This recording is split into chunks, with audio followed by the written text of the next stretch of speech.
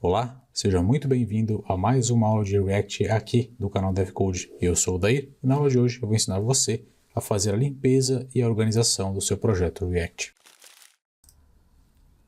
Aqui eu tenho a interface do meu projeto criada. Se você não sabe chegar até aqui, linkzinho aqui no card e eu te ensino a fazer a criação de um projeto React utilizando o Vite, ok?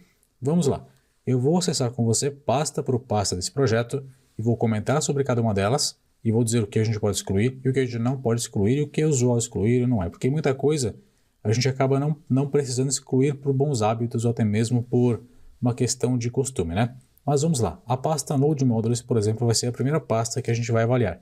Aqui dentro são instaladas todas essas dependências do nosso projeto. Então não é conveniente que a gente apague, tá? Você não mexe aqui. Próxima pasta que a gente vai avaliar é a pasta Public. Aqui nós temos essa logo do Vite que está apresentada. A gente não vai mais usar essa logo, por isso podemos deletar. Deletamos ela e agora temos a outra pasta, porque a Public está vazia, né? Então aqui na Public a gente coloca tudo que vai ser público no nosso projeto, ok? Na SRC a gente coloca tudo que nós temos de arquivo do nosso projeto, né? Então, por exemplo, componentes, temos o app.jtx, mas enfim... de forma geral, são os arquivos, os componentes que a gente tem dentro do nosso projeto, bem como também os arquivos que a gente tem são extensão .jtx, .css, enfim, demais arquivos também, né? Vamos lá, para a pasta SRC, nós temos dentro dela a pasta Assets. Aqui nós temos a logo do React. A gente também não vai mais utilizar essa logo, por isso podemos apagar e automaticamente nós teremos um erro apresentado aqui no navegador. Daqui a pouco a gente corrige ele, tá? Então não se preocupe. Na pasta app.css, o que nós temos? Nós temos o layout inteiro daquela página que estava apresentada para você. Então, aqui a gente não vai mais utilizar, só que podemos manter a pasta app.css, ok? Porque nós podemos assim alterar alguma coisa no nosso projeto futuramente utilizando esse arquivo de manipulação CSS. Deixamos ele aqui, somente apagamos o conteúdo. Agora vamos avaliar o arquivo app.jsx. Perceba uma coisa. Temos um arquivo chamado app.jsx e temos um arquivo chamado app.css. O que isso significa? Significa que eu tenho basicamente um arquivo, que é um componente de React que eu tenho, e esse arquivo, o CSS dele é manipulado por esse arquivo aqui. A gente já apagou esse CSS, né? Mas esse componente aqui basicamente recebe a manipulação desse CSS, ok? Aqui nós vamos fazer o seguinte, eu vou apagar tudo e vou criar com você um componente do zero, ok? Fica mais fácil do que ficar apagando e mostrando para você o que deve manter e o que não deve manter. Acho mais dinâmico a gente fazer dessa forma, criando do zero. Então apaguei tudo, certo? Ctrl A para selecionar tudo. E agora vamos criar um componente do zero que é rapidinho. Para isso, eu utilizo a palavra-chave reservada function, né? Então eu indico que eu estou criando a função, coloco o nome da função, por convenção, boas práticas, o nome dessa função, desse componente, né? Ele é igual ao nome do arquivo. Então o arquivo é app.jsx, certo? Aqui o nome da função, o nome do componente vai ser app, é sem extensão, basicamente isso.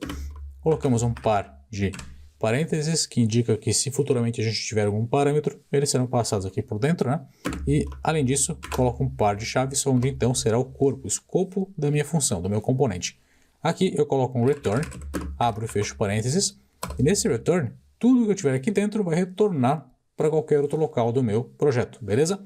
Aqui eu tenho que colocar uma div para encapsular todo o meu código e tudo que eu digitar dentro dessa div agora vai aparecer aqui no meu navegador. Então, vou colocar um H1, por exemplo, e escrever devcode.